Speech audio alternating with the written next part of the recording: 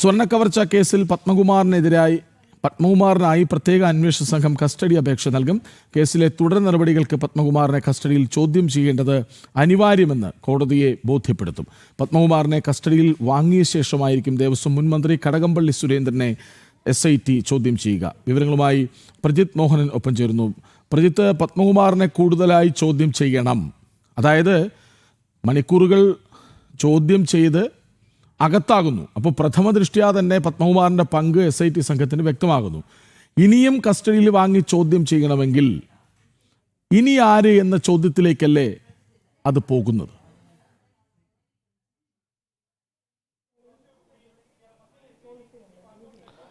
കൃഷ്ണരാജ്, അങ്ങനെ തന്നെ അതിനൊപ്പം തന്നെ മറ്റു ചില മാനങ്ങളും പത്മകുമാറിനെ വീണ്ടും ചോദ്യം ചെയ്യുന്നതിലുണ്ട് കൃഷ്ണരാജ്. അതൊന്ന് കഴിഞ്ഞ ദിവസം നമ്മൾ കണ്ടതാണ്, മൂവാറ്റുപുഴയിലെ സ്വർണ്ണ വ്യാപാരിയുടെ വീട്ടിൽ നടത്തിയ പരിശോധന.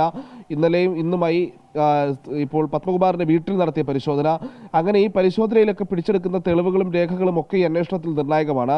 അതോടൊപ്പം നേരത്തെ തന്നെ നമ്മൾ ഈ പറയുന്ന പിടിച്ചെടുക്കുന്ന തെളിവുകളുടെ അടിസ്ഥാനത്തിൽ പത്മകുമാറിനെ വീണ്ടും ചോദ്യം ചെയ്യേണ്ടതുണ്ട്. അതോടൊപ്പം തന്നെ കഴിഞ്ഞ ദിവസം നമ്മൾ ചർച്ച ചെയ്തതാണ്, ഈ സ്വർണ്ണക്കവർച്ചയ്ക്ക് പിന്നിൽ രാജ്യാന്തര സംഘങ്ങൾ ഉണ്ടോ എന്നുള്ള സംശയം നിലനിൽക്കുന്നുണ്ട്. അതിൽ പരിശോധന നടത്തേണ്ടിയിരിക്കുന്നു. ആ പരിശോധനയുടെ ഭാഗമായും പത്മകുമാറിനെ കൂടുതൽ ചോദ്യം ചെയ്യേണ്ടിയിരിക്കുന്നു. ഒപ്പം തന്നെ മന്ത്രിയായിരുന്ന കടകംപള്ളി സുരേന്ദ്രനെതിരെ പത്മകുമാർ നൽകിയ മൊഴി നിൽക്കുന്നു. ആ മൊഴി സംബന്ധിച്ച് കൂടുതൽ വ്യക്തത വരുത്തുന്നതിലേക്ക് കാര്യങ്ങൾ കൊണ്ടുപോകണം. ഒന്ന്, പത്മകുമാർ നൽകിയിരിക്കുന്ന മൊഴി എന്നുള്ളത് മന്ത്രി കടകംപള്ളി സുരേന്ദ്രൻ ലഭിച്ച് ഉണ്ണികൃഷ്ണൻ പോറ്റി നൽകിയ അപേക്ഷയാണ് ദേവസ്വം ബോർഡിന് കൈമാറിയത് എന്നുള്ളതാണ്. ഈ അപേക്ഷയിലാണ് സർക്കാർ അനുമതിയോടെയാണ് നടപടി എന്നുള്ള ഉത്തരവിൽ രേഖപ്പെടുത്തിയിട്ടുണ്ടെന്നും പത്മകുമാർ നൽകിയ മൊഴിയിൽ പറയുന്നുണ്ട്. അങ്ങനെയെങ്കിൽ ഇതിന് പിന്നിൽ ഏതെങ്കിലും തരത്തിലുള്ള ഗൂഢാലോചനയുണ്ടോ എന്നുള്ള കാര്യവും കൃത്യമായി പരിശോധിക്കപ്പെടേണ്ടതുണ്ട്.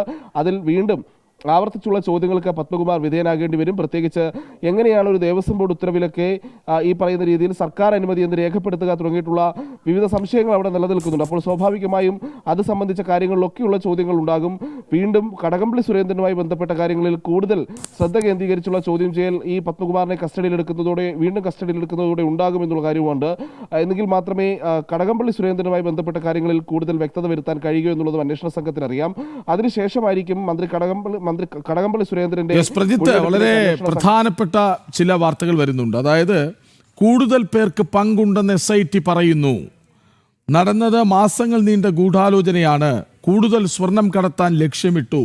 ആസൂത്രണത്തിൽ പത്മകുമാറിന് നിർണായക പങ്ക്. നമ്മൾ പറഞ്ഞു വന്നതിലേക്ക് തന്നെയാണോ കാര്യങ്ങളുടെ പോക്കെന്ന് തോന്നുന്നു. കാരണം കൂടുതൽ പേർക്ക് പങ്കെങ്കിൽ അതിനി പത്മകുമാറിന് മേലെ ആയിരിക്കാം, അതുക്കും മേലെ ആകാനുള്ള സാധ്യതയാണുള്ളത്. മാത്രമല്ല, ആസൂത്രണത്തിൽ പത്മകുമാറിന് നിർണായകമായ പങ്കുണ്ടെന്നും SIT വ്യക്തമാക്കുന്നു. അപ്പോൾ എല്ലാം ചേർത്ത് വായിക്കുമ്പോൾ എന്ത്?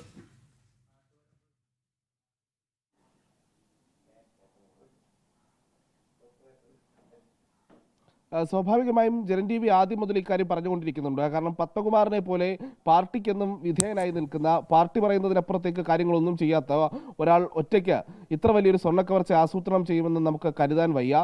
അതിന് പിന്നിൽ പത്മകുമാറിനേക്കാളും വലിയ ആളുകളുണ്ട് എന്നുള്ള കാര്യം ആദ്യം മുതൽ ജനൻ TV ചൂണ്ടിക്കാട്ടുന്നുണ്ട്. കാരണം പത്മകുമാർ എപ്പോഴും പാർട്ടിക്കും പാർട്ടി നേതാക്കൾക്കുമൊക്കെ വിധേയനായി നിൽക്കുന്ന ഒരാളാണ്. അദ്ദേഹത്തിൻ്റെ പല പരാമർശങ്ങളും നമ്മൾ കണ്ടിട്ടുണ്ട്. ഒന്ന്, ദൈവതുല്യരായ ആളുകൾ ഇതിലുണ്ടെങ്കിൽ എനിക്ക് എന്ത് ചെയ്യാൻ കഴിയുമെന്നുള്ള ഒരു കാര്യം പത്മകുമാർ പറഞ്ഞത് കൃഷ്ണരാജിന് ഓർമ്മയുണ്ടാകും. അപ്പോൾ സ്വാഭാവികമായും ആരാണ് പത്മകുമാറിന്റെ ദൈവതുല്യർ എന്നുള്ള ചോദ്യവും അന്നേ ഉയർന്നിരുന്നിരുന്നു. അത് കടകംപള്ളിയാണോ എന്നടക്കമുള്ള സംശയങ്ങളും പരിശോധനകളും അല്ലെങ്കിൽ അങ്ങനെയുള്ള കമന്റുകളും ഒക്കെ നവമാധ്യമങ്ങളും ഒക്കെ ഒരുപാട് നിറഞ്ഞതുമാണ്. അപ്പോൾ സ്വാഭാവികമായും കടകംപള്ളി സുരേന്ദ്രനെതിരെ ഇത്തരമൊരു മൊഴി കൂടി നൽകിയ സാഹചര്യത്തിൽ ആ ദൈവതുല്യൻ കടകംപള്ളി തന്നെയാണോ എന്നുള്ള സംശയവും ശക്തമായി നിൽക്കുന്ന സാഹചര്യത്തിലാണ് കടകംപള്ളി സുരേന്ദ്രനെ കൂടുതലായി ചോദ്യം ചെയ്യേണ്ടി വരുന്നത്.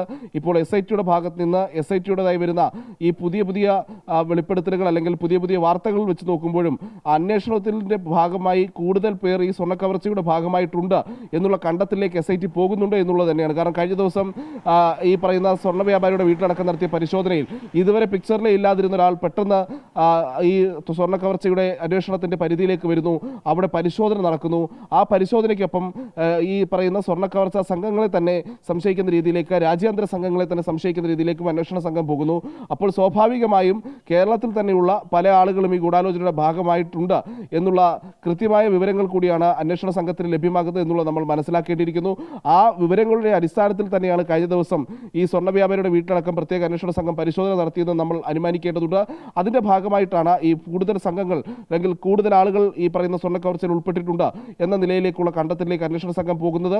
അതോടൊപ്പം തന്നെ ഗൂഢാലോചന സംബന്ധിച്ച് നമ്മൾ നേരത്തെ തന്നെ സൂചിപ്പിച്ചതാണ്. കാരണം ആദ്യഘട്ടത്തിൽ ദേവസ്വം ബോർഡിലേക്ക് പത്മകുമാർ ഈ ഒരു അഭിപ്രായം കൊണ്ടുവരുന്ന സമയത്ത് അതിന് കാര്യമായൊരു പരിഗണന കിട്ടുന്നില്ല. അതിലൊരു അപേക്ഷ ഉണ്ടാകണം, അതോടൊപ്പം തന്നെ ബോർഡ് മാത്രമായി തീരുമാനമെടുക്കേണ്ട വിഷയമല്ല തുടങ്ങിയിട്ടുള്ള അഭിപ്രായങ്ങൾ വരുമ്പോഴാണ് വീണ്ടും പത്മകുമാർ തന്നെ അല്ലെങ്കിൽ പത്മകുമാറും അല്ലെങ്കിൽ ഉണ്ണികൃഷ്ണൻ പോറ്റിയുടെ അപേക്ഷ ദേവസ്വം മന്ത്രിയുടെ ഓഫീസിലേക്ക് ചെല്ലുന്നതും അവിടെ നിന്ന് ആ അപേക്ഷ ഒരു ശുപാർശയുടെ രൂപം പോലെ ദേവസ്വം ബോർഡിലേക്ക് വരുന്നതും എന്നുള്ളത് നമ്മൾ കാണേണ്ടിയിരിക്കുന്നു. അപ്പോൾ ആദ്യഘട്ടത്തിൽ നടക്കാതിരുന്ന സ്വർണ്ണ കവർച്ചയ്ക്കുള്ള പ്ലാനിംഗ് അത് കുറച്ചുകൂടി മുതിർന്ന അല്ലെങ്കിൽ മുകളിലുള്ള ഒരു സ്ഥലത്ത് നിന്ന് വരുവാനുള്ള വീണ്ടും ഒരു ഗൂഢാലോചന അവിടെ നടന്നു എന്ന് വ്യക്തം. അപ്പോൾ സ്വാഭാവികമായും ഉയരുന്ന പ്രധാനപ്പെട്ട ചോദ്യം ആ ഗൂഢാലോചനയിൽ കടകംപള്ളി സുരേന്ദ്രന് പങ്കുണ്ടോ എന്നുള്ളതാണ്. അത് പത്മകുമാർ അത്തരം ഒരു മൊഴി നൽകിയിരിക്കുന്ന സാഹചര്യത്തിൽ സ്വാഭാവികമായും ഈ ഗൂഢാലോചനയിൽ കടകംപള്ളിയുടെ പങ്ക് സംശയിക്കുന്നുണ്ടാകാം. ആ സംശയിക്കുന്ന സാഹചര്യത്തിൽ കടകംപള്ളി അന്വേഷണ സംഘം എന്തായാലും ചോദ്യം ചെയ്യേണ്ടി വരും. ആ ചോദ്യം ചെയ്യൽ ഉടനെ ഉണ്ടാകും എന്നുള്ളതും ഉറപ്പാണ്.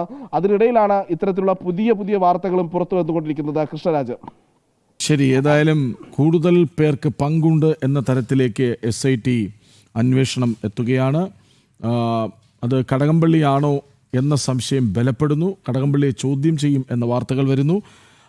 ഏതായാലും SIT സംഘം ഇപ്പോൾ നേരായ വഴിയിലാണ്. എപ്പോഴാണ് കഴുത്തിൽ പിടിവീഴുക എന്നറിയില്ല. എങ്കിൽ പോലും അന്വേഷണം അതിൻ്റെ വഴിയിലൂടെ പോകട്ടെ.